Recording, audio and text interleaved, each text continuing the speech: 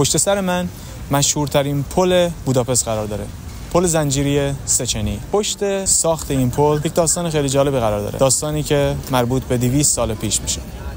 از داخل شهر بوداپست رودخونه دانوب عبور میکنه، دومین رودخونه بزرگ اروپایی. این رودخونه از جنگل سیاه تو جنوب آلمان شروع میشه و بعد از گذر از 10 کشور اروپایی به دریای سیاه ختم میشه. قبل از ساخت این پل شهر بوداپست یک شهر نه بلکه 2 شهر بود.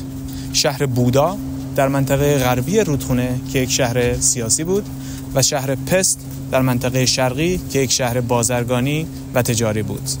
قبل از ساخت این پل برای عبور از رودخونه در بهار و تابستون یک پل موقتی بین 2 شهر برقرار میشد، اما در پاییز زمستون این پل برچیده میشد به خاطر اینکه توانایی مقاومت در برابر جریان رودخونه را نداشت. در اون زمان مردم از طریق قایق از یک شهر به شهر دیگر میرفتن یا در زمستون که آب رودخونه یخ میزد از روی یخ عبور میکردن. اما بعضی مواقع آب رودخونه به مقدار کافی یخ نمیزد. مردم دیگه نمیتونستن از روی رودخونه یخزده عبور کنن یا به وسیله قایق از یک سمت به سمت دیگه برن. در این زمان بود که استوار استفان سچنی خبر مرگ پدرش توی وین پایتخت اتریش رو شنید.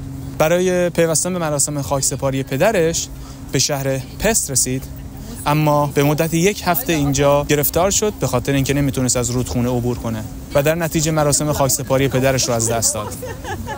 به همین دلیل تصمیم گرفت که توی ساخت یک پل ثابت بر روی رودخونه کمک کنه.